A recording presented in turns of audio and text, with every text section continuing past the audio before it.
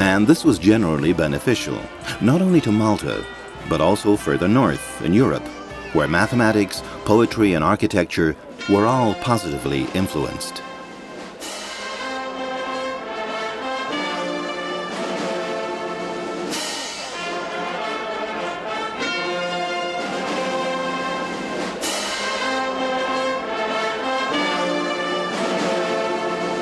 But at the end of the first millennium, Christians from all over were on the move.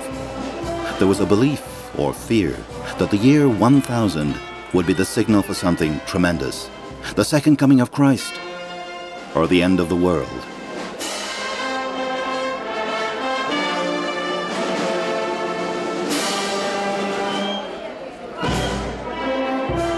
The Christian holy places had to be protected from the non-believers. Unfortunately, these places were also of importance to the Muslims and Jews who lived there. There began an age of bloody crusades. After the Battle of Hastings in 1066, William of Normandy became King William of England. About the same time, another branch of his family was making conquests much further south. Tancred of Hauteville ruled southern Italy. In 1085, his son Roger the Norman took Sicily, and in 1090, Malta. Count Roger is said to have given a piece of his own family standard to the Maltese, who added a second field of white to complete the national flag, which is how it looks today. Again, a time of relative peace coincided with religious tolerance. Until, that is, a census was taken in 1240, when it was discovered that there were more Muslims and Jews on the islands than there were Christians. Over the next 10 years, the Muslims were expelled from Malta, or they converted to Christianity. Malta had long since passed under the rule of very greedy landlords, Spaniards from Aragon and later Castile, who exploited the islands and the people for almost 200 years. The Knights' Hospitals of St. John of Jerusalem had administered to the sick, but had also taken up arms to defend themselves. Chased from Cyprus and later Rhodes, where they stayed for over 200 years, the Knights Grand Master, Villiers de l'Isle d'Adam, asked Pope Clement VII for a new home for the order. The Pope turned to the Holy Roman Emperor Charles V, who was also Charles I of Spain and ruler of Malta.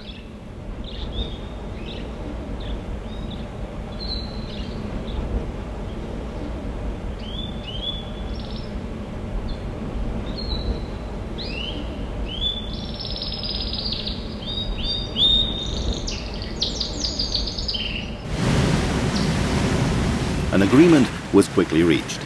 In 1530, the emperor accepted token rent of 1 hunting falcon a year, and the knights agreed to protect this last outpost of Christianity.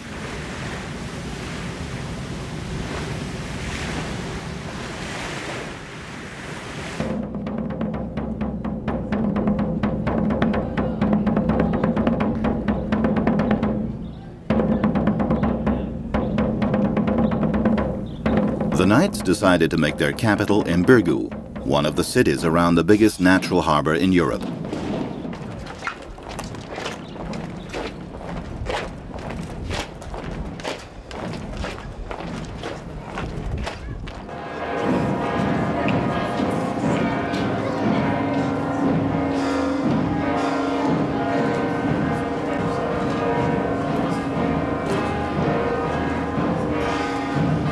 They built more fortifications, while continuing to battle the Turks at sea and on land.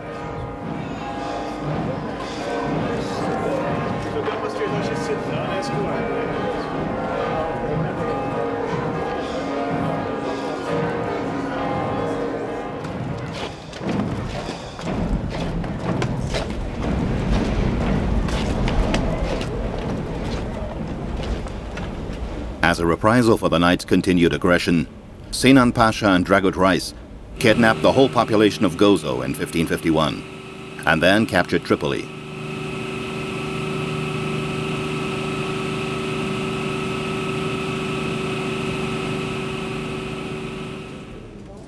From their 7 auberges, or officers' messes, for the different nationalities or langues of the order, the Knights looked to their defenses. In 1552, the Knights built Fort St. Elmo on the headland of Mount Chabaras to protect the other side of the harbor. A new Grand Master, Jean Parisot de la Vallette, was elected in 1557 and renewed the building of defenses. On the 18th of May, 1565, 138 Turkish galleys arrived with 38,000 men and over 50 cannons. The first great siege of Malta began.